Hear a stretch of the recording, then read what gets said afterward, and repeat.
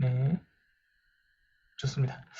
그래서 한번 채팅창에 저희 습관 코칭 연구소 강의를 들어본 적이 있는 분은 1, 없는 분은 0 표시 한번 해주시겠어요? 네, 저희 습관 코칭 연구소 들어본 적 있다. 한 번이라도 들어본 적 있다. 1, 처음이다. 아, 정말 이거 듣도 보도 못하는 곳인데 어떻게 하다 보니까 여기까지 왔다. 0을 눌러주시면 됩니다. 아, 네, 0이 엄청 많습니다. 네, 아, 좋습니다. 저희로서는 이렇게 초신자들이 많다는 거는 네, 좋은 상황이죠. 감사합니다. 네, 아까 처음에 이제 들으셨던 분들도 있고요. 감사합니다. 그래도 들으셨던 분들이 또 오셨다는 거는 그래도 괜찮았다는 뜻이겠죠. 오늘 처음 오신 분들도 저희 강의 괜찮으시면은 앞으로도 네, 많이 애용해 주시면 좋겠습니다. 이렇게 책도 몇 권 썼고요. 이런 강의들도 다양하게 진행했습니다. 자, 보시면 이제 오늘 할 거 이제 시작하겠습니다. 자, 오늘 아까 말씀드린 대로 긍정 습관 만들기. 좀 더 우리의 삶을 긍정스럽게 바꿔보자. 이런 취지로 준비를 했고요. 순서는 이런 식으로 준비했습니다. 네, 근데 오늘의 포인트는 뭐다? 바로 긍정 습관 실습. 우리 일상생활 속에서 실습이 제일 중요하겠죠. 자, 왜 우리는 불행한가? 사실은 불행에 대해서는 네, 왜 우리가 불행하고 우울하고 불안한가? 이런 얘기는 사실 길게 할 필요가 없습니다. 왜냐하면 너무나 잘 알고 있기 때문에. 그래서 제가 이제 책을 많이 읽는데요. 이 책을 한번 추천드리고 싶어요. 혹시 여러분 중에 제가 지난달에도 이걸 강의를 했었거든요. 불안에 대해서 강의를 했었던 내용인데 여러분 중에 좀 불안과 우울에 관해서 좀 더 깊이 있게 분석을 해보고 싶고 좀 사회적인 원인을 찾고 싶다 이러신 분들은 네, 요거 하나 메모해 놓으셨다가 나중에 한번 읽어보시면 좀 깊이 있게 알 수 있고요. 이 내용이 뭐냐면 결국 이거예요. 우리를 불행과 고통으로 빠뜨리는 7가지의 상실. 그래서 이 영어 원제가 뭐예요? Lost Connections라고 돼 있죠. 커넥션. 그러니까 어떤 연결, 유대관계 이것이 다 끊겼다는 거죠. 그게 가장 큰 문제라는 겁니다. 그래서 요 7가지 재밌는 점은 다 첫 글자가 뭐예요? 무, 그죠? 무의미한 노동, 무관심한 개인, 무가치한 경쟁, 무의식적인 회피, 무력화시키는 사회, 무감각한 환경, 무방비한 미래. 사실은 이게 어떤 개인적인 원인이라기보다 우리 현대 사회의 문제라는 거죠. 사회적인 문제로 인해서 우리가 그 어느 시대보다 지금 더 불안해하고 우울해졌다, 불행해졌다라는 것을 굉장히 설득력 있게 사회학적으로 잘 쓴 책이더라고요. 심리학적인 내용도 있고요. 그래서 이 책을 꼭 읽어보셨으면 추천드리고 이 시간에는 이걸 설명하기에는 시간이 너무 짧기 때문에 언급만 해드리는 정도고요. 사실 우리가 이 책을 읽지 않더라도 그죠? 자, 불행한 이유. 불행한 이유는 우리가 너무나도 많죠. 그죠? 어떨 때 우리가 주로 불행한가요? 이제 불행을 느끼나요? 뭐, 건강을 잃을 때? 가능하죠. 그죠? 주식이 폭락했을 때? 가능하죠. 네, 아마 여러분 모두가 이런 불행을 느끼는 이유들은 너무나 개인적으로, 사회적으로 다양하고 많기 때문에 이거를 뭐 굳이 다 이야기할 필요는 없을 것 같습니다. 이미 다 너무 공감되는 내용이라서. 자, 그리고 제가 여기 제 강의 때마다 말씀드리지만 제 강의에 쓰는 이런 이미지 있잖아요. 약간 사진 같은 시네마틱 이미지라고 하는데 이 이미지들은 다 AI가 만든 겁니다. 제가 이제 강의를 많이 하다 보니까 이제 AI랑 친해졌어요. 그래서 제가 사용하는 거의 모든 이미지는 AI를 통해서 만든 이미지입니다. 그래서 이제 저희한테 가끔 이제 강의 자료 받아가시는 분들도 계신데, 네, 저작권 없으니까요. 마음대로 쓰셔도 됩니다. 아마 선생님들도 오늘 교사분들도 꽤 많이 계실 텐데 오늘 제가 강의한 내용을 좀 각색해서 학생용으로 만들어도 너무 좋고요. 학부모용으로 만들어도 너무 좋고요. 동료 교사용으로 만들어도 너무 좋습니다. 네, 강의 자료 필요하시면 저희가 드릴 수 있으니까요. 네. 지금 회의 아이디랑 이제 비번 물어보시는 분 계신데 저 위에 저희 코치님들이 좀 알려주시겠어요? 네. 자, 아무튼간에 우리는 참 불행을 쉽게 느끼고 잘 알고 있습니다. 그죠? 그래서 근데 이 모든 게 다 사회 탓이냐? 잠시만요. 이게 PPT가 잠깐 불안정해서 잠깐 꺼질 때가 있더라고요. 바로 켜드리겠습니다. 네. 근데 우리에게 불행감을 느끼는 게 과연 다 사회 탓이냐? 라고 물어본다면 어때요? 꼭 그런 건 아니에요. 그러니까 우리가 이렇게 생각할 수 있죠. 불행한 사건, 불행한 어떤 실패, 이게 정말 우리를 불행하게 만드는가? 또는 어떤 성공, 그것이 우리를 행복하게 만드는가? 자, 이렇게 물어봤을 때 이거에 대한 연구들이 많이 있어요. 근데 이제 예를 들어서 이 트라우마에 대한 연구나 종신 재직권은 뭐냐면요. 이 이미지에 나와 있듯이 미국에서는 이제 그 교수가 될 때 종신 재직권을 교수가 획득을 하면 평생 이제 연금을 받으면서 아주 자유로운 상태로 지원을 받으면서 이제 강의를 할 수 있고 연구를 할 수 있다고 하더라고요. 그러니까 쉽게 말하면 그 대학교에서 교수들의 꿈이 뭐냐면 종신 재직권을 얻는 거예요. 그러니까 굉장히 축복된 자리라고 할 수 있겠죠. 또 로또 복권은 뭐 말할 것도 없겠죠. 그래서 이런 연구들을 이제 살펴보면 이 연구들의 결과가 무엇을 말하냐면 트라우마를 겪었다고 해서 그 사건으로 인해서 평생 불행한 경우도 없고 반대로 종신재직권이나 로또 복권을 받아서 그때는 엄청나게 찢어지게 기분 좋죠. 세상에 날아갈 듯하고 구름 위를 걷는 것 같고 그렇지만 어떻다? 그 행복도 그 즐거움과 그 기쁨, 도파민 상승 그것도 영원히 지속되지 않더라. 이런 연구 결과가 나왔어요. 그 말은 무슨 뜻이냐면 우리가 여러분도 한번 생각해 보시면 우리가 그런 경험 일생에 몇 번씩 겪잖아요. 그러니까 뭐 예를 들어서 승진한 경험, 그죠? 또는 뭐 시험에 합격한 경험, 대학 입시에 그 합격을 하고 아주 큰 즐거움을 얻었던 경험, 또는 내가 사랑하는 사람과 결혼을 하게 된 경험, 그죠?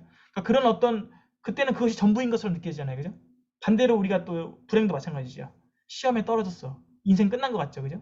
근데 좀 먼 발치에서 보면 어때요? 결국 이거는 시간이 지나면은 아주 좋았던 경험과 아주 슬펐던 경험이 다 희석이 되더라. 그죠? 그래서 뭐다? 그런 어떤 사건들이 우리의 행복을, 불행을 그렇게 좌지우지하지 않더라. 우린 그렇게 많이 생각을 하지만, 그죠? 뭐 예를 들어서 이제 저도 이제 아까 책들을 많이 보여드렸는데 처음 책을 쓸 때는 너무나 행복하고 짜릿하고 이 책을 쓰는 것만으로 제 인생이 완전히 바뀔 것 같고, 그죠? 세상을 다 가진 것 같았지만 돌아보니 그렇게까지 내가 달라진 건 없더라. 그 즐거움이 막 계속 이어지진 않더라. 이런 거죠. 예를 들면. 자, 여러분의 한번 행복 수준을 체크해 드리려고 합니다. 이거 굉장히 재밌고 유익한 시간이거든요. 한번 가능하시면 지금 벌써 한 260명 정도 함께하고 계신데 자, 아까 제가 그래서 메모지를 준비하라고 했던 이유가 이거예요. 자, 여러분의 한번 행복 수준을 한번 체크해 보시면 좋아요. 스파이럴 검사라고 하죠. 그래서 5가지의 영역으로 우리의 행복 지수를 내가 스스로 체크해 보는 겁니다. 옆에 있는 이 책에 나와 있는 이 저자가 제시한 행복 지수 체크하는 리스트인데요. 총점이 200점이고요. 영역별로 40점 만점으로 되어 있고 항목별로 1점에서 10점을 줄 수 있습니다. 그래서 여러분이 한번 점수만 쭉 체크해 보시고 계산기 있으시면 핸드폰 계산기로 쭉쭉 더해 가셔도 되고 만약에 이제 엑셀 있으시면 컴퓨터로 들으신 분은 엑셀을 열어가지고 숫자를 쫙 쓴 다음에 드래그해서 총점을 기록할 수 있겠죠. 자, 그래서 각 질문마다 예를 들어서 첫 번째 질문 이거죠. 직장에서 목적의식을 느끼며 일하는가? 난 정말 그렇다. 난 진짜 내 직장이 나의 사명 같고 너무나 여기서 목적의식을 많이 느낀다. 만족하면서. 그러면 10점을 줄 수 있겠죠. 그죠? 반대로 난 내일 사직할 건데 더 이상 여기에 여한이 없고 다 원수들만 있고 난 떠날 거다. 이러면 이제 1점이 될 수도 있겠죠. 자, 이런 식으로 총 지금 내가 5가지 영역에 4개 질문이니까 20개 질문이죠. 20개 질문. 지금 한번 이거는 시간을 좀 3분에서 5분 걸리겠지만 한번 해보겠습니다. 그래서 여러분들한테 행복 수준 한번 체크해보고 싶어요. 자신의 행복 수준을. 제 점수도 공개해 드리도록 하겠습니다. 과연 제가 이런 긍정 습관을 강의할 자격이 되는지 한번 알아볼 수가 있겠죠. 자, 시간을 좀 드릴 테니까 3분 정도 드릴 테니까요. 쭉 체크해 보시고요. 또 글씨가 이게 좀 작아가지고 안 보이시는 분도 있을 수 있습니다. 제가 한번 쭉 질문들만 읽어드려 볼게요. 네, 제 질문을 들으면서 점수를 바로 체크하셔도 되겠습니다. 자, 직장에서 목적의식을 느끼며 일하는가? 1번 질문. 두 번째, 집에서 자신이 의미 있다고 느끼는가? 집에서 자신이 의미 있다고 느끼는가? 세 번째, 현재에 충실한가? 현재에 충실한가? 현재에 충실하지 않은 거는 뭐예요? 막 과거에 얽매여 있거나 너무 미래를 염려하고 있거나 이런 거겠죠? 자, 네 번째, 자신의 마음에 집중하는가? 나의 그 보이스, 이너 보이스, 내면의 목소리를 잘 듣는가 이 뜻이겠죠? 그 다음 질문. 첫 번째 이제 마음의 안녕. 그래서 spiritual well-being에 관한 질문이었고요. 두 번째 영역, physical well-being에 관한 질문들입니다. 한번 점수 체크해 보세요. 자, 활발하게 움직이고 행동하는가? 활발하게 움직이고 행동하는가? 난 늘 그렇게 활발하게 움직인다. 이러면 10점 줄 수 있겠죠. 나는 그냥 나무늘보다. 이러면 1점 줄 수 있겠죠. 자, 두 번째, 자신의 신체적 건강을 돌보는가, 케어하는가, 건강검진도 잘 받고 병원도 주기적으로 가고. 자, 세 번째, 휴식과 회복을 위해서 시간을 내는가. 네, 휴식과 회복을 위해서 시간을 내는가, 아니면 일 중독자인가. 그죠? 네 번째, 스트레스가 쌓일 때 푸는 방법이 있는가. 스트레스가 쌓일 때 푸는 방법이 있는가. 의외로 스트레스 푸는 방법이 없으신 분들도 있더라고요. 그게 더 스트레스인 분도 있더라고요. 자, 세 번째 영역, 배움의 안녕, intellectual well-being, 지적인 웰빙이죠. 자, 첫 번째 질문, 새로운 것을 배우려고 시도하고 시간을 투자하는가. 네, 새로운 것을 배우려고 시도하고 시간을 투자하는가. 네, 제가 유일하게 10점을 준 항목입니다. 제 자신에게. 자, 두 번째, 모르는 것이 생기면 충분히 질문하는가. 네, 충분히 질문하시는지, 아니면 몰라도 아는 척, 그죠? 알아도 모른 척 그렇게 사시는지. 자, 세 번째, 관심 있는 분야에 깊이 빠져들 때가 있는가. 관심 있는 분야에 깊이 빠져들 때가 있는가. 자, 네 번째, 충분히 실패하고 실패를 받아들이는가. 그러니까 실패를 충분히 잘 수용한다고 하면 만점 10점도 줄 수 있고요. 난 실패하는 걸 못 견딘다. 반드시 나는 난리친다. 이러면 이제 1점이 될 수 있겠죠. 자, 네 번째, 관계의 안녕, relational well-being입니다.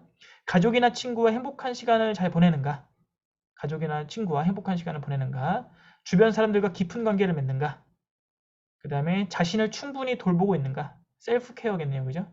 네 번째, 남에게 베푸는가? 봉사 이런 거 하고 있는가? 자, 마지막, emotional well-being입니다. emotional. 일상에서 기분 좋은 감정을 경험하는가? 두 번째, 고통스러운 감정을 피하지 않고 받아들이는가? 이거 되게 어려운 거죠. 고통스러운 감정을 피하지 않고 받아들이는가? 세 번째, 주변의 존재를 당연하게 여기지 않으려고 노력하는가? 당연하게 여기지 않으려고 노력하는가? 네 번째, 현재 가지고 있는 모든 것에 감사하는가? 제가 감사가 진짜 약하거든요. 저는 그래서 감사 점수가 참 낮은 점수였는데, 자, 여러분은 어떤지 궁금합니다. 자, 아마 점수를 이제 매기신 분들이 있을 겁니다. 자, 이제 더해야겠죠? 그래서 조금 시간이 걸리지만 요거는 진짜 의미가 있으니까요. 그래서 제가 궁금해요. 지금 거의 300명 지금 들어오셨거든요. 자, 여러분의 점수가 이제 올라오고 있습니다. 네. 어차피 저희 뭐 친한 사이 아니니까, 네, 이거 시험 점수도 아니고, 네, 자기 신체 사이즈도 아니니까요. 네, 편하게 올려주시면 되겠습니다. 궁금해서 그럽니다. 진짜 점수가 다양하네요. 그죠? 190점 있었는데 190점? 최고 점수 찾아야 되는데 지금. 네, 190점이면 거의 지금 200점 만점에 190점인 분은 지금 거의 뭐 네, 황홀경에 빠져 계신 분 같은데요. 좋습니다. 네, 안타깝게도 이제 두 자릿수 분들도 좀 계십니다. 네, 두 자릿수 분들도 계시는데요. 이 강의가 정말 필요한 분들이겠죠? 좋습니다. 이렇게 딱 지금 이런 기회를 통해서 자기 객관화를 하고 점수를 매겨보는 것도 참 좋겠죠. 네, 여기 계신 분들 점수가 굉장히 스펙트럼이 넓네요. 두 자릿수부터 지금 190점까지 거의 지금 행복 전도사까지 나왔습니다. 좋습니다. 네, 그래도 다들 솔직하게 적어주셔서 너무 감사하고요. 제가 딱 평균인 것 같아요. 지금 보니까 이 흐름을 보니까 제 점수가 살짝 평균이거나 높은 정도? 네, 저는 오히려 좀 걱정했는데, 네, 초3 200, 네, 초3 200. 네, 초등학생은 이거 들으면 안 됩니다. 초3은, 네, 초등학생은 300점 나올 수도 있어요. 초삼은 이제 텐션이 높기 때문에 200점 만점인데 300점 나오는 친구들이 초3, 초4, 네. 그 다음 이제 한 자리 숫자 나오는 친구들이 중2, 그죠? 한 자리 숫자 중2에서 고3까지는 한 자리 숫자 나올 수 있다. 네, 그래서 이제 신뢰성이 떨어진다. 기억해 주시고요. 좋습니다. 네, 제 점수도 지금 156점이거든요. 네, 제 점수도 156점이니까 여러분과 굉장히 비슷한 것 같습니다. 네, 지금 거의 뭐 네, OMR 카드 지금 올리듯이. 네, 오진주님 감사합니다. 너무 디테일하게. 네, 좋습니다. 네, 156점 동기도 있네요. 감사합니다. 의미가 있죠? 이 강의 자료 나중에 기억하셨다가 선생님들 계시면은 학생들과 해도 좋을 것 같고, 또 가족들과 한번 해봐도 좋을 것 같아요. 왜냐하면 우리가 내 자신의 행복을 어떻게 체크하는가가 좀 중요하거든요. 근데 여기서 중요한 거는 딱 그 점수의 절대적인 점수가 중요한 게 아니라 뒤에 내용이 더 중요해요. 뒤에 내용이. 자, 너무 점수에 일희일비하지 마시고요. 자, 행복에는 두 종류가 있습니다. 네, 행복에는 두 종류가 있는데요. 여러분이 어느 쪽인가 좀 생각해 보세요. 지금 그림, 이 이미지가 다 빙 이미지 크리에이터가 그린 거예요. 잘 그렸죠? 요즘에 AI가 너무 발달해서, 야, 이거 이런 이미지 그리려고 하면 옛날 같았으면 업자를 불러야 되는데, 포토샵 전문가를 불러야 되는데 요즘 AI가 그려줍니다. 자, 이 이미지를 보시면 느끼셨는지 모르겠지만 행복에는 두 종류가 있어요. 뭐와 뭐? 쾌락주의와 의미주의가 있다고 합니다. 우리 심리학자들과 철학자들이 이야기하는 행복에는 크게 두 가지 분류가 있다. 근데 이게 뭐 쾌락주의는 나쁘고 의미주의는 좋은 건가요? 그런 뜻은 아니에요. 둘 다 의미가 있어요. 둘 다 나름대로의 의미가 있습니다. 그러니까 쾌락주의 같은 경우는 우리가 이제 괜히 쾌락이란 말을 들으면 좀 뭔가 좀 이거 좀 부정적인 거 아닌가 이렇게 생각할 수가 있는데 그렇게 생각하지 마시고 여기서 말하는 쾌락은 뭐라고 생각하면 좋냐면 만족감과 즐거움, 그죠? 그러니까 우리가 이제 행복을 추구하는데 그런 만족감과 즐거움, 특히 이제 감각의 즐거움 그런 거를 이제 굉장히 중요시 여기고 추구하시는 분들이 많죠, 그죠? 어떻게 보면 제가 생각할 때 현대 사회에는 쾌락주의가 의미주의보다 더 많을 수도 있어요. 그렇지 않나요? 그래서 저 그림에 보시면 맛있는 음식을 먹고, 그죠? 그게 나한테 이제 힐링과 즐거움이 되는 분들, 그죠? 그게 뭐다? 쾌락주의, 그죠? 잘 먹고 이제 잘 자고 잘 쉬고 이런 거. 그럼 의미주의는 뭐냐면요. 의미주의는 학습, 자기계발, 또 자아 실현 이런 거 중요시 여기는 약간 정신적이면서도 내면적인 것들 그런 거를 중요시 여기 그게 행복하다라고 여기시는 분들은 의미주의에 가깝죠. 그죠? 저 같은 경우는 이제 조쌤 같은 경우는 조금 전 의미주의가 좀 더 가까운 것 같긴 한데요. 네.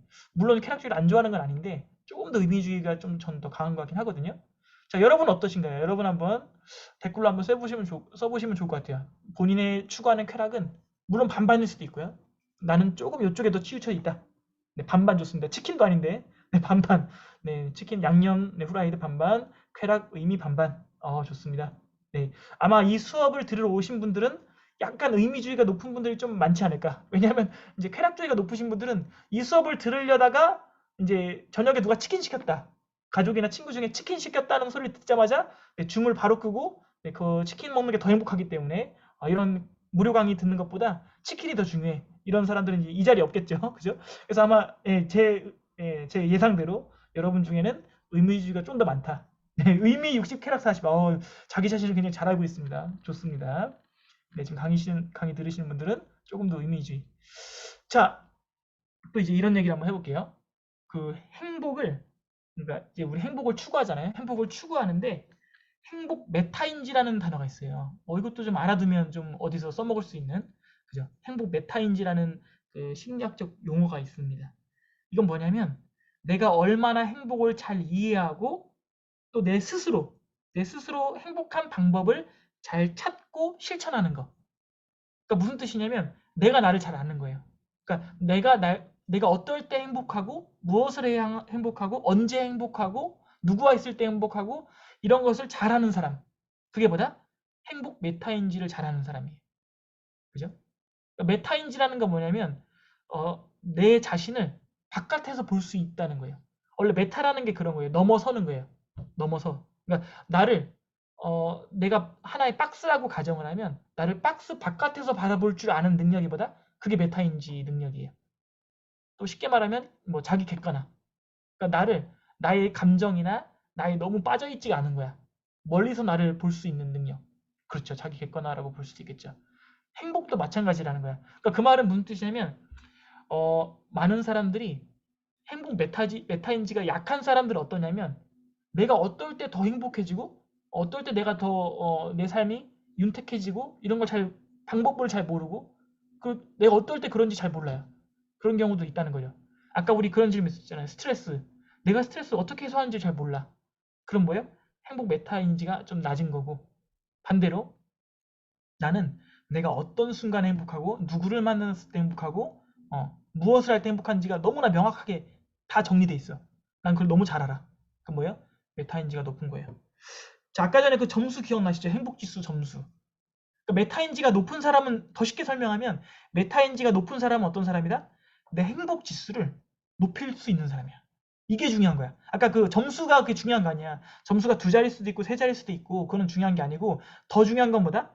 그 점수를 끌어올릴 수 있는 방법과 그 스킬과 노하우를 내가 잘 알아. 그럼 뭐예요? 여러분은 메타인지가 높은 사람이에요. 근데 내가 그 점수는 높았지만 내가 그 점수를 더 높이는 방법은 난 잘 모르겠어. 난 그냥 지금 행복했으니까 점수가 높아질 뿐이야. 그러면 뭐야? 메타인지가 낮다고 볼 수 있겠죠. 이해되시죠? 그래서 정말 중요한 건 뭐예요? 행복 지수 자체보다도 어떻게 하면 우리가 행복 지수를 더 높일 수 있는가? 그거를 고민하고 그걸 실천하는 게 더 중요하다는 거죠. 그래서 오늘 강의도 그게 포인트예요. 왜 긍정적인 습관을 가져야 돼요? 긍정적인 습관을 통해서 우리의 행복 지수를 높이고 내가 어떨 때 행복한지를 더 메타인지 하는 거죠. 그러려고 우리가 이 시간을 가진 겁니다. 지금 이 사진에 보이는 여성처럼 내가 딱 오므라이스와 그죠? 이 얼음잔에 담겨있는 콜라를 먹고 즐거운 수다를 떨 때 난 정말 행복하더라. 이걸 잘 알고 있으면 메타인지가 높은 거죠. 이해되시죠? 자, 그러면 이제 이렇게 생각할 수 있어요. 그럼 내가 메타인지라고 했으니까 내가 행복한 모습을 계속 상상하면 되는 거 아니냐. 그죠? 우리 시각화란 표현 많이 쓰잖아요. 그러니까 심리학적으로 그런 표현 많이 쓰죠. 자신이 행복한 모습을 계속 상상해라. 그럼 그렇게 된다. 그럼 막 자기계발 유튜버들도 있잖아요. 여러분이 막 백만장자가 되고 여러분의 뭐 책이 대박이 베스트셀러가 되고 이런 것들을 계속 상상하라고.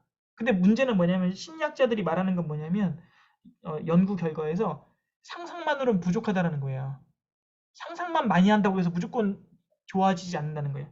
왜 그러냐면 그 이유가 있어요. 이유를 들어보시면 이게 일리가 있거든요.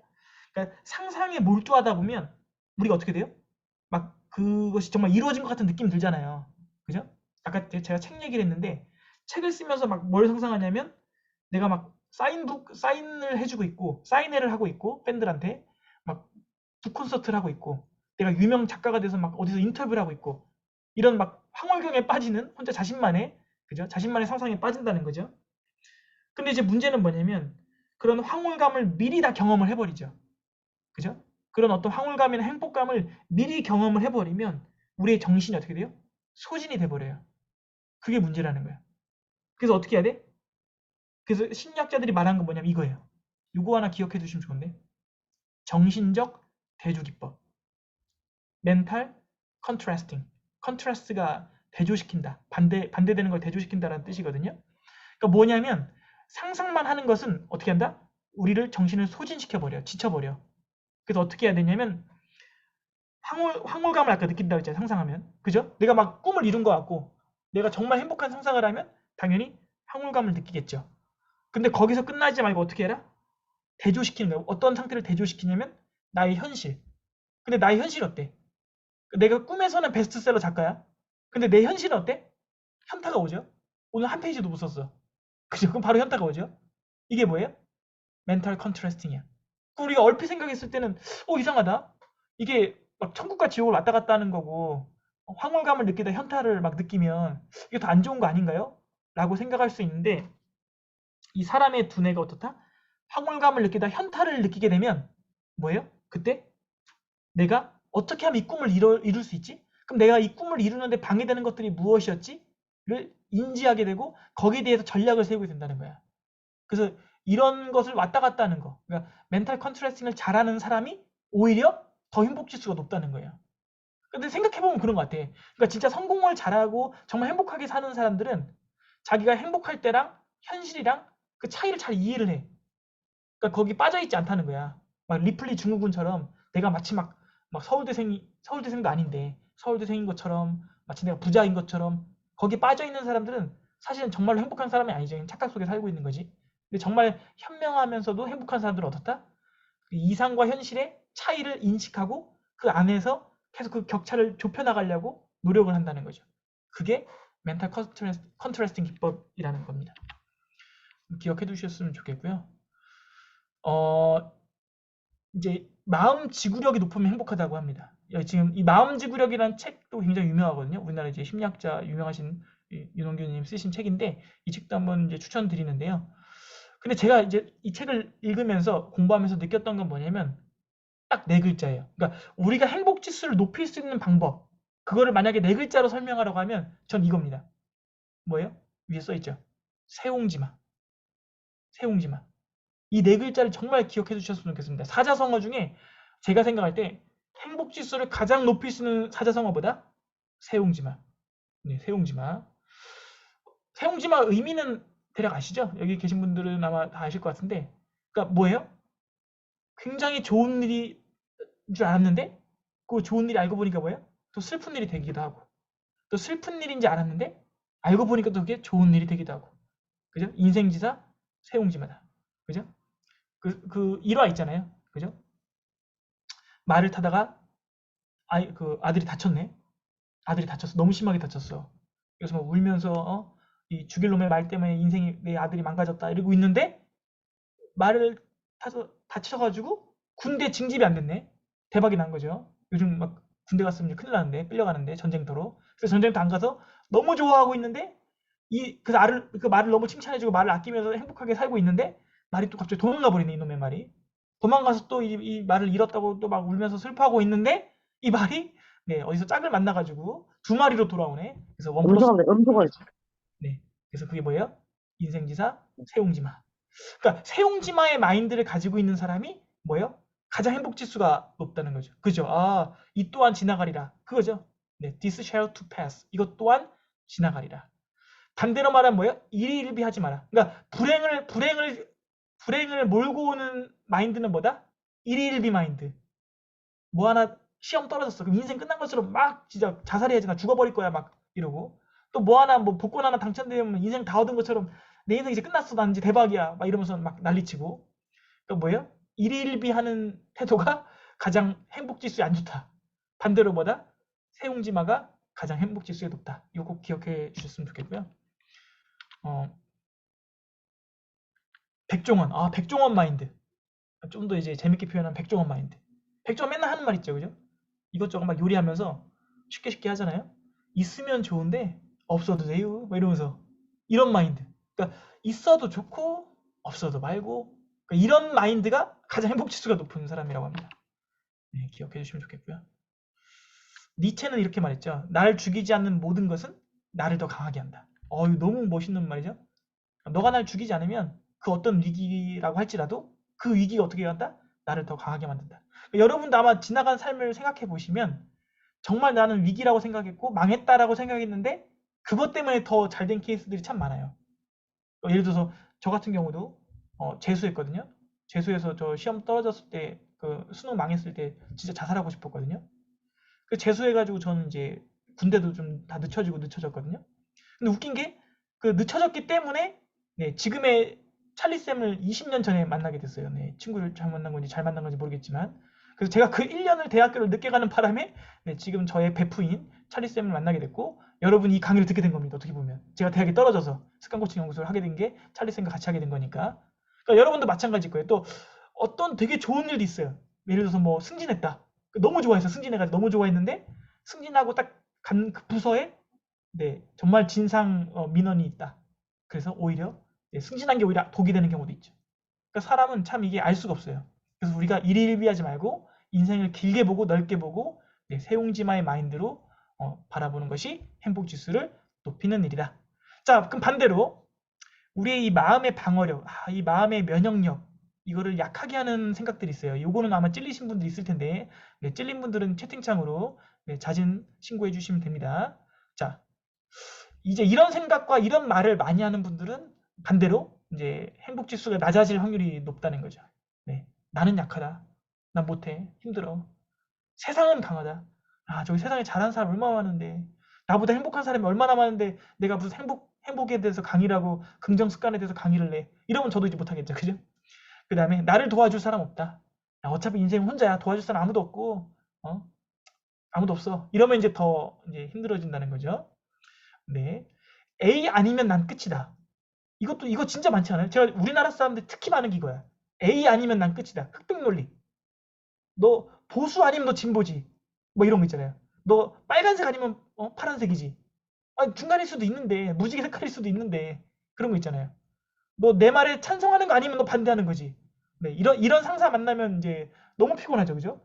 상사 편 안 들어주면 바로 이제 너는 이제 기업 저 경쟁 상대가 돼버리는 거죠. 이런 식으로. 그다음 자, 그다음 것도 우리가 참 많이 빠지는 오류인데요. 내게 왜 이런 일이 일어나지? 혹시 이런 생각 자주 하시는 분 있나요? 제가 임상 심리사라서 말씀드리는데 내게 왜 이런 일이 일어나지? 이렇게 원인을 계속 따지고 묻는 사람들이 있어요. 이런 사람들 특징이 뭔지 알아요? 우울증에 걸리게 되기 쉬워요. 왜냐하면 왜 그러냐면 나한테 왜 이런 일이 일어났지? 라고 하는 생각은 뭐냐면 꼬리에 꼬리를 물고 어디로 가는 거냐면 과거로 가는 거예요. 과거로. 그죠? 과거로 가는. 왜냐하면 내가 지금 왜 이렇게 내가 가난해졌지? 그럼 이제 과거로 가. 내가 지난번에 제대로 좋은 회사에 떨어져서 그렇구나.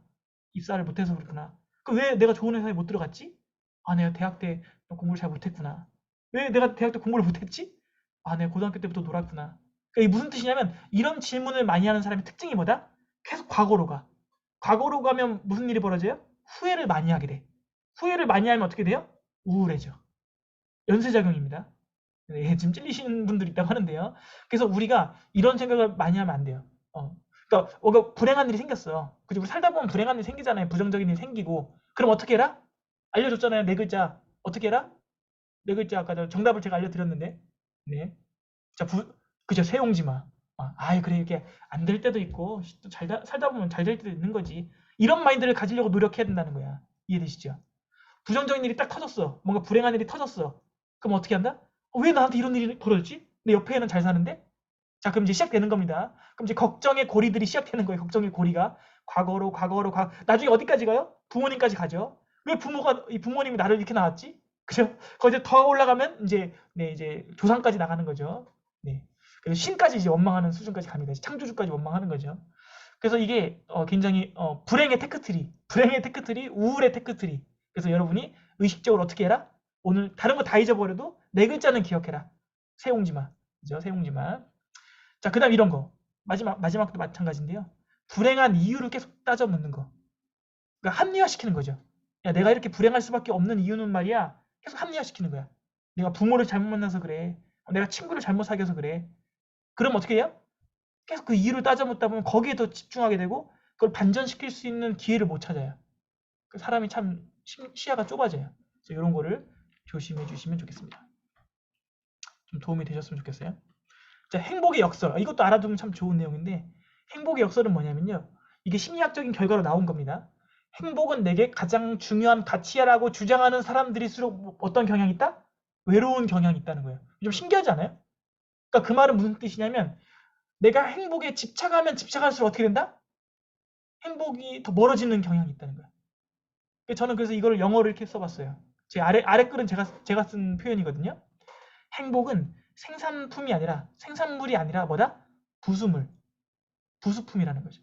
그러니까 happiness is not a product, but byproduct. byproduct이라는 거 뭐냐면 내가 뭔가를 했을 때 부수적으로 생기는 거 있죠. 그게 행복이라는 거 사실은. 이게 행복의 역설이야.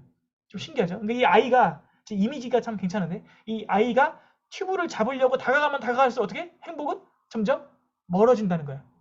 근데 이 튜브를 신경 쓰지 않고 그냥 놀고 있으면 어느 순간에 내 손에 튜브가 잡혀 있는 거지. 이해되시죠? 그래서 우리가 조심해야 될 게 뭐다? 나 행복해야지. 이렇게 집착하는 사람일수록 어떻다? 더 불행해지기 쉽다는 거죠. 그래서 오히려 내가 다른 거를 할 때, 예를 들자면 내가 어떤 봉사를 한다거나, 그죠? 또는 내가 좋아하는 자기 개발을 한다거나, 그죠? 뭐 사람들과의 어떤 소통을 한다거나, 다른 것을 할 때 행복은 자연스럽게 따라오는 부수물이다. 그렇게 이해해 주시면 좋겠습니다. 자, 그다음 돈과 행복에 대한 관계. 야, 이거 진짜 이것도 연구 결과가 엄청 무궁무진하죠. 연구 결과가 많은데 최근 심리학적인 결과로는 어떤 결과가 나왔냐면 돈과 행복은 일정 수준까지는 상관관계가 있어요. 그건 확실합니다. 그 금액이 얼마인지는 사람마다 다르겠죠. 누군가한테 뭐 1억이 될 수도 있고 누군가한테 10억이 될 수도 있고 일정 수준까지는 돈과 행복은 상관관계가 있다. 그러니까 우리는 돈을 일정 수준은 벌어야 된다. 근데 문제는 뭐예요? 일정 수준을 넘어서 버리면 돈과 행복이 아예 무관해 버려요. 그게 참 재밌는 점이야. 그러니까 진짜 행복한 연예인들, 돈 많이 버는 사람들 있잖아요. 정말 행복한 막 현 같은 사람 있잖아요. 현 같은 사람. 그러니까 그 사람들이 되게 행복할 수밖에 없는 게 이 연구 결과대로 살고 있는 거야. 그러니까 일정 수준, 자기가 부족하지 않을 만큼은 벌어. 근데 그 이후에 돈은 뭐예요? 버는데 전혀 관심이 없죠. 그 이후에 돈은 다 기부하거나 좋은 데 쓰거나 이러잖아요. 그게 행복의 비결인 거예요. 신기한 게. 근데 우리나라 사람들은 주로 어떻게 해요? 1억을 벌면 10억을 벌어야 되고 10억을 벌면 20억을 벌어야 되고 그죠? 이거는 뭐 재벌부터 노숙자까지 다 똑같이 우리나라 사람들 생각이. 나는 돈 1억만 있으면 됐고 그 다음부터 내가 그냥 행복하게 살면 돼. 이렇게 생각하는 사람 거의 없지 않아요? 거의 목표가 완전히 돈 자체가 목표인 거지.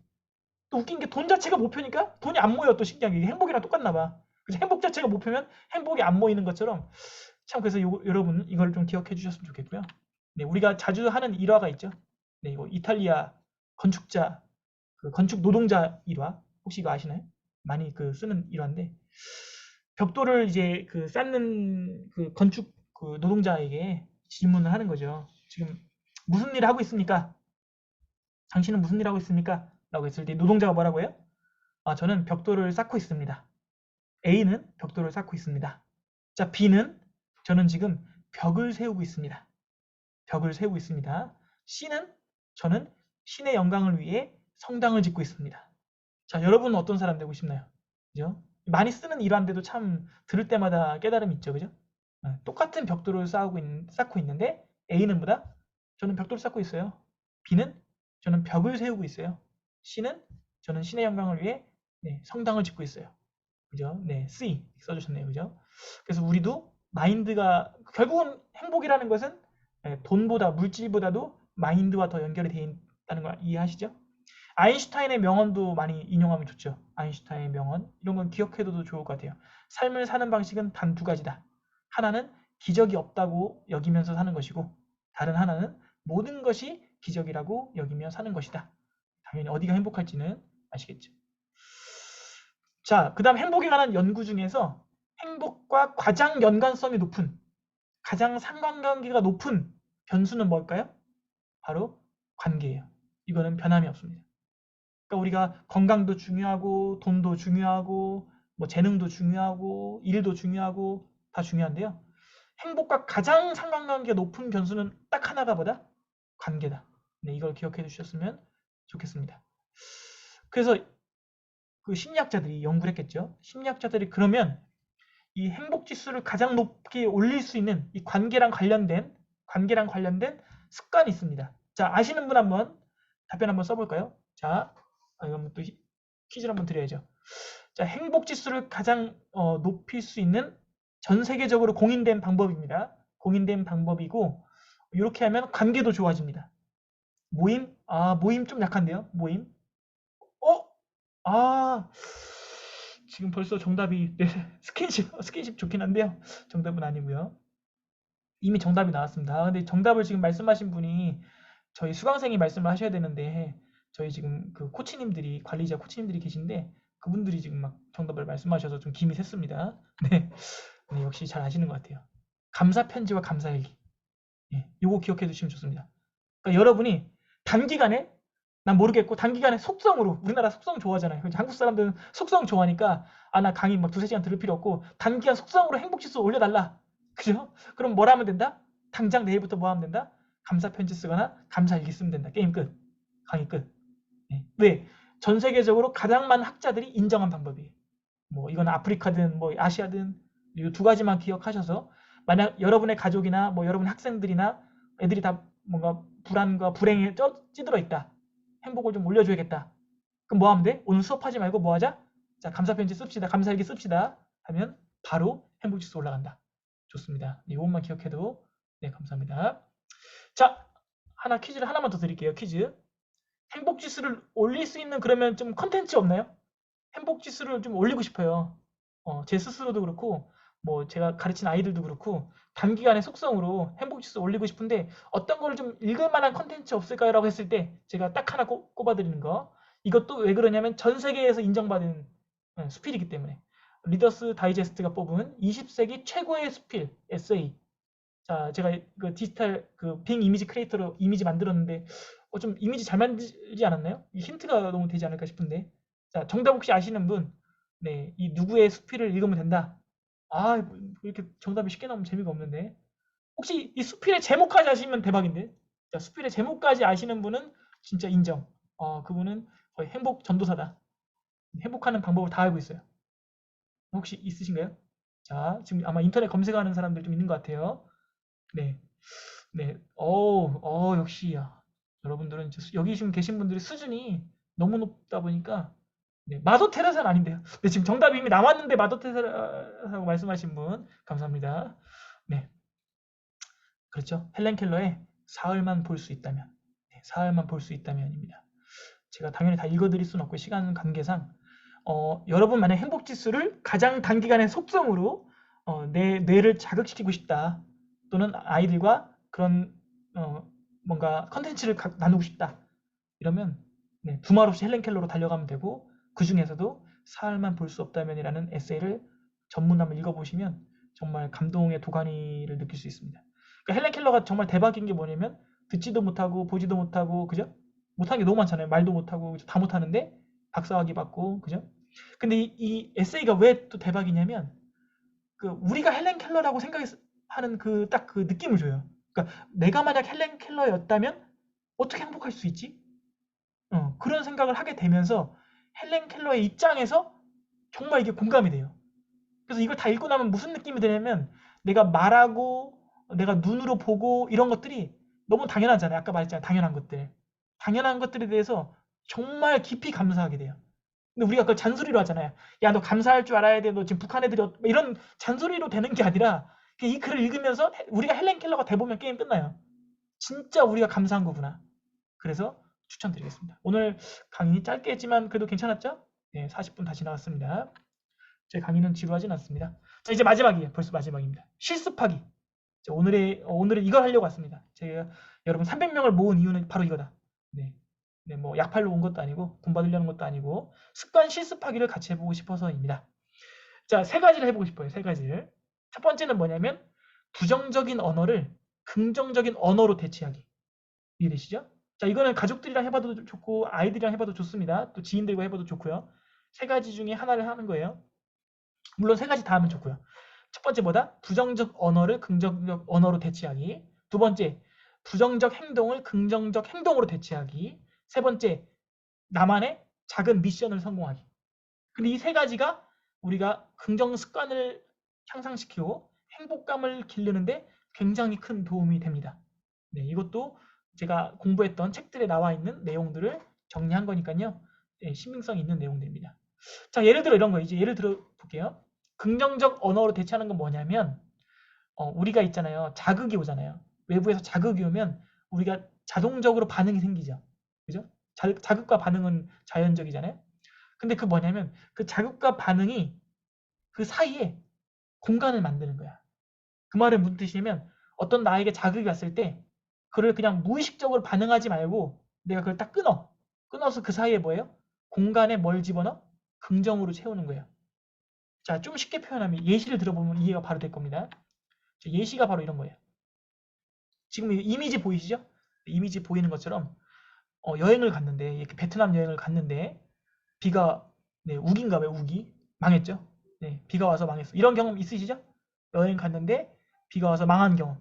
네, 저도 옛날에 제주도 갔는데 비 와가지고 이제 망한 경험이 있는데 막 그 비에 젖은 말들밖에 안 보이더라고요. 그래서 망한 경험이 있는데 그럼 우리가 반응이 어때요? 자극이 오면 바로 반응이 오잖아요. 반응이 어떻게 야? 야, 짜증나게 내가 여행 가려고 하면 비가 오네. 그래서 이런 멘트 나오죠. 언어 습관이죠. 언어 습관. 이거를 그때 이런 반응이 나올 때 여러분 이제 이걸 배웠잖아요. 자극과 반응 사이에 공간이 있다. 그거를 긍정으로 채우자. 의식적으로 노력하는 거죠. 어떻게 대체해라? 야, 비 오는 날 여행하는 것도 운치가 있네. 운치가 있겠다. 이런 식으로 언어 습관을 바꿔보는 거죠. 물론 이게 혼잣말이 될 수도 있고 누군가와의 대화가 될 수도 있습니다. 근데 이런 노력이 굉장히 중요해요. 이게 습관이 되면 진짜 이제 행복 전도사가 되는 거죠. 그래서 이런 예시를 들려드렸고요. 또 이런 예시도 가능하죠. 네, 우리나라 이제 운전 상황 보시면 네, 우리나라 운전할 때 여러분의 이제 진짜 인성이 나오는데 네, 내 안에 다른 나가 나오죠. 그죠? 이제 이런 거 갑작스럽게 끼어들어서 자극이 나한테 왔어요. 끼어드는 자극. 반응이 어때요? 야, 저런 미친놈이 다 있어. 죽으려고 또라이가 막 이러면서 죽으려고 환장했나. 이런 게 이제 일반적인 네, 리얼하죠. 이런 반응인데 어떻게 해라? 그 공간 사이에 긍정으로 뛰어넣어라. 긍정. 뭐라고? 역시나 운전 잘해. 나 정도니까 이렇게 피했지. 다른 사람이었으면 이거 사고 났어. 이런 식의 긍정적인 언어로 대체해라. 자, 이해되시죠? 어렵지 않죠? 여러분의 일상생활 속에서 여러분을 이제 자세히 한번 이제 리마인딩 해보시면 의외로 부정적인 언어가 참 많습니다. 그래서 이런 거를 언어를 대체하기. 자, 두 번째. 이제 뭐 두 번째는 더 이해하기 쉽겠죠? 부정적 행동을 긍정적 행동으로 대체하기. 그러니까 우리가 좋은 습관을 만들 때 나쁜 습관을 없애야 좋은 습관이 생기잖아요. 그죠? 근데 나쁜 습관을 없애려고만 하면 안 없어져. 그죠? 나쁜 습관을 좋은 습관으로 대체를 해버려야 돼. 그러니까 습관이라는 것은 막 삭제하듯이 삭제할 수 있는 게 아니에요. 그 관성이 너무 세기 때문에. 그래서 그 관성을 이용해서 좋은 습관으로 대체를 시키는 거예요. 그게 중요하거든요. 예를 들면 이런 겁니다. 자극, 그죠? 아침에 일어나면 출근한다. 그냥 무의식적인 자극이라고 할 수 있겠죠. 알람이 울리고, 그죠? 7시가 되고 8시가 되고 이러면 출근해서 뭐 이제 직장에 가는 거죠. 그럼 반응이 뭐냐면 저 같은 경우는 저는 이제 딱 만약에 직장에 간다. 책상에 앉는다. 그럼 뭐부터 찾아요? 무의식적으로 네, 아메리카노, 뭐 카누 이런 거 모닝커피를 찾습니다. 근데 이게 참 건강에 좋으면 상관이 없는데 저 같은 경우는 이제 카페인 좀 중독이 돼가지고 이제 의사 선생님도 커피를 줄이라고 했습니다. 네, 그래서 경고를 받았고 이제 모닝 커피가 특히 좀 안 좋다고 합니다. 저 같은 사람은 이제 고지혈증 있는 사람은 안 좋다고 하더라고요. 그래서 이제 저는 이제 뭘로 대체를 했냐면 저는 이거 대체한 지 한 달 정도 됐어요. 제 지인들은 알고 있거든요. 어떻게 대체를 했냐면 이제 저는 이제 아침마다 출근하기 전에 식탁 위에 레몬 슬라이스를 준비합니다. 미리 전날에 준비해 놔야죠. 전날에 준비해 놓고 이제 그걸 아침에 가져가서 레몬수를 마셔요. 아침에. 모닝커피 대신 뭘 마신다? 레몬수를 마신다. 마시는 습관은 원래 있었어. 그죠? 마시는 습관은 원래 있었는데 그럼 나 이제 커피 안 마셔야지? 아무것도 안 마셔야지? 이러면 안 없어져. 잘 습관이. 어떻게 해라? 습관을 대체해라. 마시는 반응은 있는데 그 반응을 어떻게 바꿔? 모닝커피에서 레몬수로 바꾼 거죠. 이해되시죠? 여러분도 마찬가지예요. 여러분이 자주 하는 행동 중에 안 좋은 행동들이 많이 있을 겁니다. 아주 사소한 거로는 뭐 손톱 물어뜯기가 될 수도 있고요. 뭐 한숨 쉬기가 될 수도 있고요. 그죠? 습관적으로 하는 행동들. 근데 안 좋은 행동들. 뭐 담배가 될 수도 있고요. 지나친 뭐 음주가 될 수도 있고요. 그런 거를 대체하는 것입니다. 자, 지하철 타는 거. 아무 생각 없이 지하철 타죠. 네. 벨이 울리고 지하철이 들어온다. 그럼 지하철을 타죠. 그럼 이동할 때 뭐 하죠? 이동할 때 뭐 하죠? 네. 쇼츠만 보죠. 네. 그냥 쇼츠만 30분, 1시간씩 보는 거죠. 자, 어떻게 한다, 이제는? 어쨌든 이동하는 시간은 정해져 있잖아요. 그래서 무조건 타면 20분 동안은 전자책을 먼저 읽는다. 행동을 바꾸는 거죠. 부정적인 행동을 긍정적인 행동으로 대체시키는 겁니다. 그럼 나 이제 쇼츠 안 봐야지? 핸드폰 안 봐야지? 핸드폰 집어넣어야지? 이러려면 더 힘들어. 그걸 참는 데 쓰는 에너지가 더 많이 들어. 어떻게? 핸드폰은 하는데 쇼츠를 보던 핸드폰으로 뭘 하는 거예요? 대체시켜버려. 뭐? 뭐 밀리의 서재라든가 뭐 교보문고라든가 그런 걸 깔아서 무조건 전자책을 20분 읽고 시작하자. 이해되시죠? 이게 뭐예요? 긍정습관 대체하기. 자, 마지막입니다. 세 번째 마지막 실습. 작은 미션 성공하기. 자, 첫 번째, 두 번째 것보다 더 쉬운 거예요. 그러니까 대체하는 것보다도 더 쉬운 게 뭐야? 나만의 작은 미션을 성공하면 돼. 이거는 어떨 때 하면 좋냐면 부정적인 생각이나 부정적인 기분이 들 때 작지만 소중한 나만의 미션을 만들어서 그것을 성공하면 성취감을 느끼면서 긍정적인 감정이 생겨요. 이것을 아이들이 이게 되게 중요하죠. 아이들이. 그래서 아이들이 칭찬을 많이 해주라는 이유가 뭐예요? 작은 미션을 성공했을 때마다 계속 칭찬을 해주는 거잖아요. 그게 긍정적인 습관이 될 수 있도록. 근데 어른은 사실은 우리는 어린 데서 이제 그런 걸 안 하게 되잖아. 그죠? 누가 나를 칭찬해 주는 사람도 없고 뭐 내가 뭐 미션을 하는 것도 아니고 그죠? 그래서 이런 기회가 왔을 때 오늘과 같은 기회가 됐을 때 여러분이 한번 해보자는 거죠. 예를 들면 아주 간단한 거 너무 복잡하게 생각하시면 안 돼요. 머리가 아프면 안 돼. 작은 미션. 예를 들어 오늘 읽고 싶은 책을 한 챕터 읽는 거. 아니면 명언. 아까 전에 아인슈타인 명언, 니체 명언 있었죠? 아니면 세옹지마. 아, 나 세옹지마 한자로 내 오늘 저 책상에 모니터 위에 적어놔야지. 그럴 수 있잖아. 세옹지마. 일일일비 하지 말자. 가능하죠. 설거지하기. 설거지도 평상시에는 누가 시키니까 하면 와이프가 시키니까 하면 정말 하기 싫거든요. 근데 이걸 남자들은 게임이라고 하면 되게 재밌어. 똑같은 것도 이게 저 여자분들에게 드리는 꿀팁인데 뭐 남자친구나 또는 뭐 이제 본인 남편이나 이제 부려먹고 싶을 때 네, 어떻게 하면 좋다? 미션을 주면 좋아요. 똑같은 일도 여보 내가 나 힘드니까 설거지 좀 해. 이렇게 잔소리로 하는 게 아니라 어떻게 한다? 여보 내가 미션 하나 주면 내가 사탕 하나 줄게. 자, 미션은 뭐냐면 자 30분 내로 여기 있는 설거지 완료하기 시작 하면 남자들 합니다. 신기하죠? 남자들은 게임에 미쳐있기 때문에 미션이라고 하면 합니다. 네, 지금 여기 지금 엘리님이 매일 아침 메시지 저희 책이죠? 저희 책 홍보를 해주셨습니다. 네, 매일 아침 메시지 한 장 읽기 너무 좋죠? 네, 좋습니다. 또는 뭐 첨보 걷기, 뭐 10분 명상하기 다 좋아요. 자, 어떤 미션이어야 된다? 작은 미션, 작은 미션. 그래서 여러분만의 미션을 하나를 해주시면 됩니다. 자, 이제 지금까지 강의 들으신 분이 293명입니다. 과연 이제 여러분 중에서 오늘 강의를 듣고 나 이제 진짜 의지가 불타오른다. 네, 지금 딱 타이밍에 맞춰서 지금 단톡방 링크가 올라왔습니다. 네, 마음의 준비를 하시고 저희 2주 동안 할 거예요. 4월 4일 당장 내일부터 4월 16일까지 달릴 겁니다. 그래서 1일 1인증. 네, 우리의 목표는 뭐다? 참여하는 모든 분들이 1일 1인증입니다. 하루에 한 번씩 인증하면 되고요. 그럼 언제 인증을 하면 되나요? 라고 했을 때 여기 시간 올려드렸죠. 너무 이게 왔다 갔다 중구난방으로 하면 저희가 컨트롤이 힘드니까 가급적이면 정해진 시간 중에 한 번 인증을 실시하려고 합니다. 그래서 네, 아침 7시에서 8시 사이로 하시거나 네, 지금 단톡방 막 들어오고 있어요. 네, 지금 막 컴퓨터가 울리고 있습니다. 아침 7시에서 8시 또는 저녁 8시에서 9시 사이에 여러분이 편한 시간에 인증을 해주시면 되는데요. 어떻게 하면 되냐? 간단하죠. 제가 3가지 실습 알려드렸죠.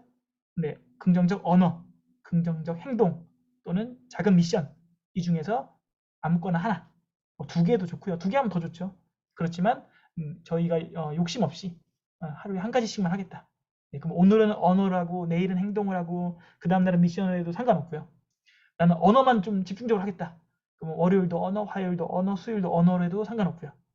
네, 그래서 간단한 인증 글 1개와 사진 1장을 네, 깔끔하게 네, 포스팅 해주시면 되겠고요. 이게 지금 단톡방이 이제 운영되게 되면 거의 200명이 넘게 있을 거기 때문에 계속 울릴 거거든요. 그래서 무음 처리로 좀 해주시면 좋겠습니다. 예시를 제가 적었습니다. 혹시 여러분들이 좀 어려워할까봐 예시. 이제 라이언이라는 친구는 어떻게 했냐면 네, 아침 커피 대신 레몬수를 마셨습니다. 이거는 뭐예요? 긍정적 행동 대치하기죠. 대치하기. 상쾌하고 가볍게 하루 시작하기. 이런 식으로 짧게 자신만의 인증을 하시면 되고 레몬수 사진 올리면 더 좋겠죠. 이게 뭐 저희가 돈 받으려고 하는 것도 아니고 시험도 아니기 때문에 우리의 삶을 나아지게 하는 이유로 하는 거기 때문에 네, 편하게 참여하시면 됩니다. 자, 긍정도리님은 점심시간에 열심히 동네 산책으로 200보를 네, 2000보 미션을 성공 이런 식으로 올리면 되겠죠.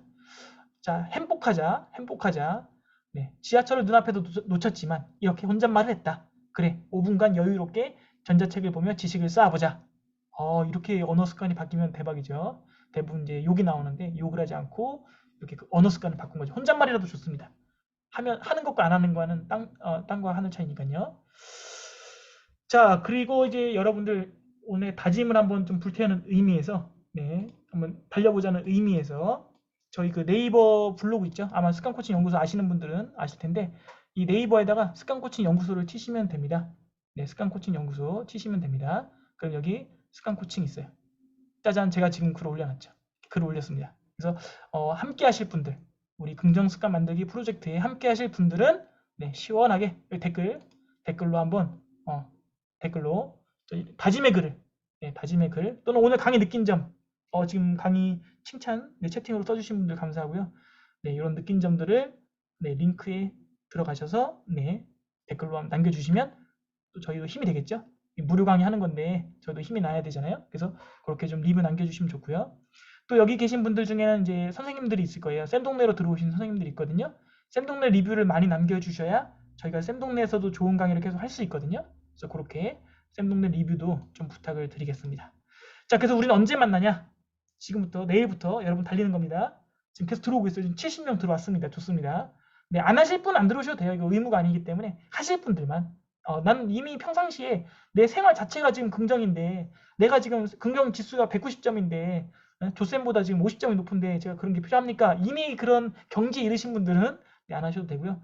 그래도 다른 사람들이 어떻게 하는지도 궁금하잖아요. 그죠? 다른 사람들이 어떻게 긍정 습관을 만들어가는지도 궁금하거든요.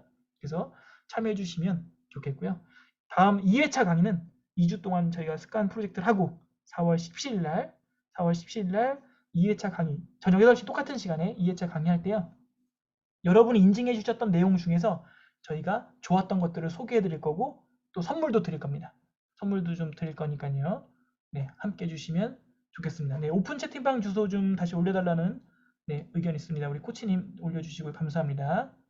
네, 이렇게 해서 오늘 강의는 마무리가 되었습니다. 혹시 강의 자료 뭐 필요하시면은 강의 자료는 아예 저 오픈 채팅방에 올릴게요. 네, 오픈 채팅방에 올릴 테니까 강의 자료 마음껏 저작권 없으니까요. 이미지 다 쓰셔도 되고 여러분이 가공하셔가지고 네, 가공하셔서 또 여러분 수업에 활용하셔도 좋습니다. 네, 뭐 나중에 저희를 오프라인 강사로 부르셔도 됩니다. 우리 초등학교부터 도서관까지 오프라인 강사도 다 나가고 있으니까요. 네, 유익했다고, 네, 감사하다는 말씀 감사합니다. 자, 요것을 오늘 강의는 마치고 혹시 찰리쌤, 네, 마지막 인사 혹시, 네, 아까 첫 인사 못해가지고 인사해 주실 수 있나요? 네, 지금 찰리쌤은 대화가 좀 어려운 것 같습니다. 그럼 어쨌든 강의는 오늘 이것으로 마무리 짓겠고요. 네, 여러분 함께 해주셔서 감사하고 2주에 또 찾아뵙도록 하겠습니다. 그러면 지금 미션, 네, 미션방 100명 지금 의미 있는 숫자 100명 모집되었습니다. 계속 들어와 주시고 저희 습관코칭 연구소 블로그에도 좋은 글 많이 있거든요. 저희 좋은 글 많이 읽으시면서 또 다짐의 글도 남겨주시면 감사하겠습니다. 네, 오늘 고생 많으셨고 감사했습니다. 여러분 모두 행복하시고 긍정적인 습관 만드시기를 바랍니다. 네, 2주에 뵙겠습니다. 화이팅!